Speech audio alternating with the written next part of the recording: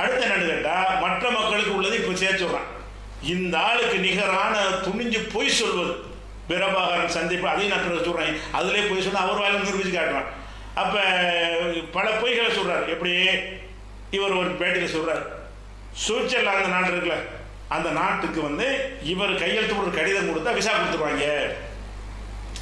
நீ ஓவாதமே வந்து தமிழை மட்டும்தான் வாழணும்னு சொல்லக்கூடியவன். நீ சர்வதேசம் பேசுகிற ஒரு ஆள் கிடையாது. உடனே அவனுக்கு தெரியவும் செய்யாது. என்ன செய்வாங்க, நிருபர் கேட்குறாரு, நிஜமாவா? ஆமாம் நிஜமா தான். அப்படி நிறைய பேர் வாங்கியிருக்காங்களே, நான் ஒரு கடிதம் கொடுப்பேன் சுவிட்சர்லாந்துக்கு, உடனே விசா கொடுத்துருவாங்க. சீமான் கடிதம் கொடுத்துருக்காருன்னு சொல்லி விசா கொடுத்துருவாங்க. சுவிட்சர்லாந்து நாட்டில் வந்து இப்படி ஒரு சட்டம் இருக்குதா? துணிஞ்சு பேசுகிறான். அதாவது இந்த அந்த நாம் தமிழில் உள்ள ஆட்கள்னா மூளைக்கு பதிலாக சாணி வச்சிருக்கிறாங்க நினச்சிக்கிட்டாங்க.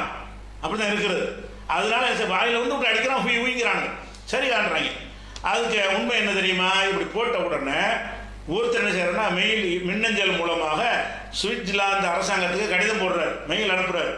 இப்படியான ஒரு கிடையாது, நாங்கள் அவர் அறியவும் மாட்டோம், எங்கள் நாட்டு அப்படி சட்டமும் கிடையாது, அப்படி கொடுக்கறது கிடையாதுன்னு மறுத்து விட்டார். அந்த மறுப்பையும் பாருங்க, இவன் இந்த புருடாவையும் பாருங்க, போடுங்க. கையெழுத்து போட்டு கொடுத்தா குடியுரிமை கொடுக்காது சொன்னீங்க, அது உண்மையா? சத்தியமா கொடுக்குறாங்க. எப்படி அது திரு சீமான் தனிப்பட்ட நபர்? அதாவது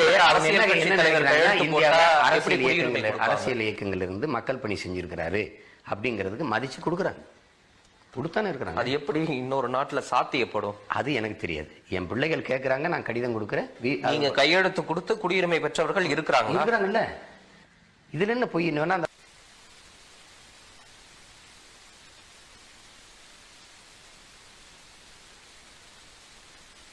ஒருத்தர் என்ன செய்யறன்னா மின்னஞ்சல் மூலமாக சுவிட்சர்லாந்து அரசாங்கத்துக்கு கடிதம் போடுறாரு, மெயில் அனுப்புறாரு. இப்படியான ஒரு கிடையாது, நாங்கள் அவர் அறியவும் மாட்டோம், எங்கள் நாட்டு அப்படி சட்டமும் கிடையாது, அப்படி கொடுக்கறது கிடையாதுன்னு மறுத்து விட்டார். அந்த மறுப்பையும் பாருங்க, இவன் இந்த புருடாவையும் பாருங்க.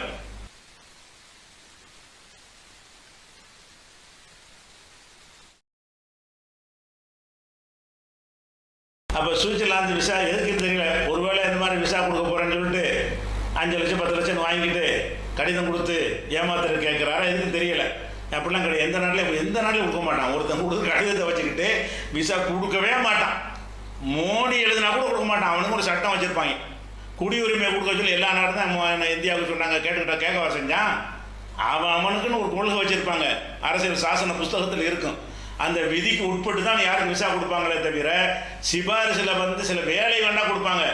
அந்த நாட்டில் வந்து விசா கொடுப்பது என்பது வந்து என்ன இல்லை, சாதாரண விஷயம் கிடையாது, கொடுக்க மாட்டாங்க. இது பச்சை பொய்யாச்சா? அனைவரும் தெரிஞ்சு